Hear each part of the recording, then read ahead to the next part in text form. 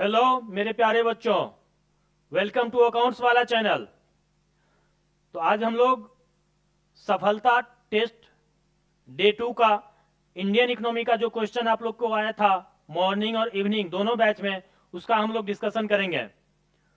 तो लेट ना करते हुए हम लोग आते हैं क्वेश्चन पे। मॉर्निंग बैच का हमारा फर्स्ट क्वेश्चन है, during colonial period India demographic profile showed, यानी कि कॉलोनियल पीरियड के टाइम में हमारा डेमोग्राफिक प्रोफाइल कैसा दिख रहा था, कैसा शो कर रहा था।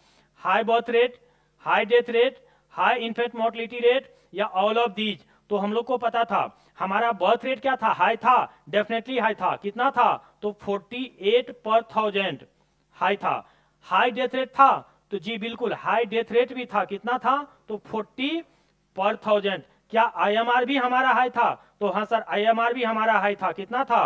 218 पर 1000। यानी कि तीनों हमारा क्या था? हाई था। तो आंसर क्या हो जाएगा? All of these.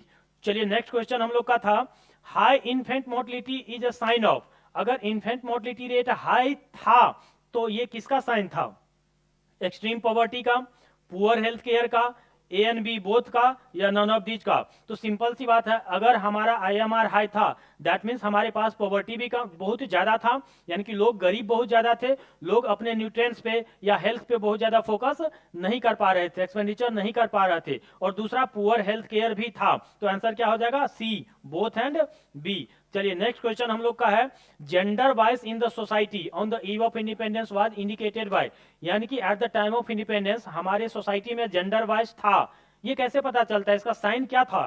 क्या मोर्टलिटी रेट, मोर्टलिटी रेट से पता चलता था कि जेंडर वाइज है हमारे सोसाइटी में, या लिटरेसी रेट से, या डेथ रेट से, या लाइफ एक्सपेक्टेंसी से? तो इसका आंसर क्या हो जाएगा? हम लोग पढ़े थे कि इसका आंसर हो जाएगा लिटरेसी रेट। क्यों? क्योंकि हम लोग देखे थे हमारे यहाँ eight the time of independence literacy rate कितना था? तो लिटरेसी रेट अबाउट 16% था। बट फीमेल लिटरेसी रेट कितना था? तो फीमेल लिटरेसी रेट हमारे पास कितना था? 7% के आसपास, जो कि दिखाता है कि हमारे पास at the time of independence हमारी सोसाइटी में जेंडर वाइज कहीं अधिक है। तो आंसर क्या हो जाएगा? Literacy rate. चलिए नेक्स्ट क्वेश्चन हम लोग का था, after 1921 India enter the which stage of demographic transition, यानी 1921 में इंडिया डेमोग्राफिक ट्रांजिशन के किस स्टेज में पहुंचा था? फर्स्ट स्टेज में, सेकेंड स्टेज में, थर्ड स्टेज में, या फोर्थ स्टेज में? तो इसका आंसर क्या हो जाएगा? सेकेंड स्टेज में। यानी कि 1921 से पहले इंडिया डेमोग्राफिक ट्रांजिशन के फर्स्ट स्टेज में था, और 1921 में इंडिया सेकेंड स्टेज में पहुंच चुका था। इसीलिए 1921 को हम लोग पढ़े थे, 1921 is regarded as the year of great divide. क्या बोला जाता है? Year of great divide. Year of great divide कब? तो 1921। क्यों? क्योंकि ये ग्रेट डिवाइड का काम किया। इससे पहले हमारे पास जितना भी सेंसस हुआ था उस सेंसस में हमारा पॉपुलेशन फ्लक्चुएट करता था। किसी पॉपुलेशन सेंसस में हमारा पॉपुलेशन डिक्रीज कर जाता था और किसी में इंक्रीज कर जाता था। बट आफ्टर 1921 हम लोग कभी भी पॉपुलेशन को डिक्रीज करने नहीं दिए, इसीलिए हम लोग 1921 में सेकेंड स्टेज पे पहुंच चुके थे। चलिए लास्ट क्वेश्चन हम लोग का था, the first official census in India was conducted in the year, यानी इंडिया में पहला ऑफिशियल सेंसस कब कंडक्ट किया गया था? तो 1841, 1881, 1851 या 1861? तो हम लोग को पता था कब हो जाएगा? 1881। हालांकि मैंने बताया था कि इंडिया में पहला सेंसस कब हुआ था? 1872 में, but first official census was conducted in 1881। और इसी सेंसस में डिसीजन लिया गया था कि हर एक 10 साल पे इंडिया में एक सेंसस होगा। That's why it is called first official census. तो ये हमारा मॉर्निंग का था, आप लोग आंसर इसको मिला लीजिएगा। चलिए इवनिंग बैच में हम लोग देखेंगे, जो कि फर्स्ट क्वेश्चन हम लोग का था, which of the following statement is not true about the demographic condition of India during the colonial period, यानी कि eight the time of independence demographic condition में इनमें से कौन सा सही नहीं था? तो पहला है, infant mortality rate was very high. क्या इन्फेंट मोर्टलिटी रेट बहुत हाई था? तो जी बिल्कुल हाई था। तो ये आंसर हमारा नहीं होगा। क्यों? क्योंकि ये स्टेटमेंट सही है।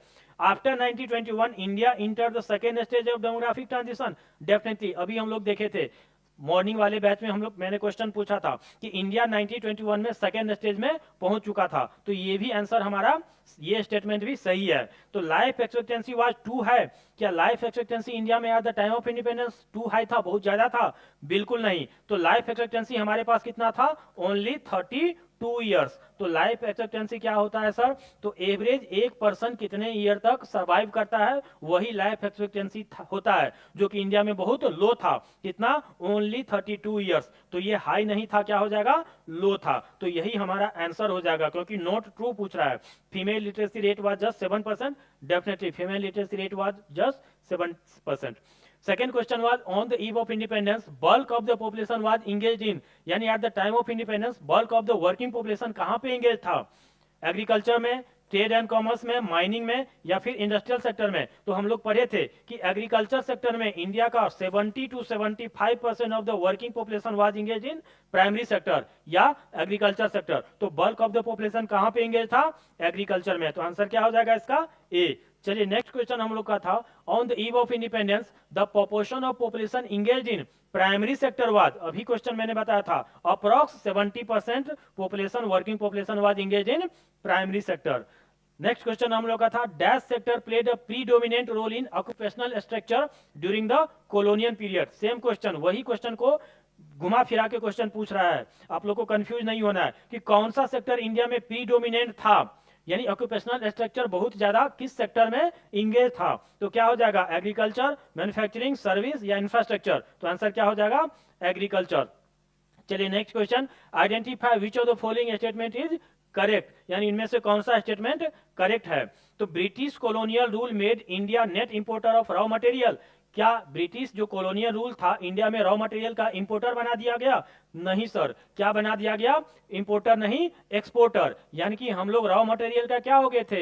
एक्सपोर्टर। तो ये स्टेटमेंट तो डेफिनेटली हम लोग का सही नहीं होगा। दूसरा क्या था? The real motive behind infrastructure development by Britishers was to serve the people of India.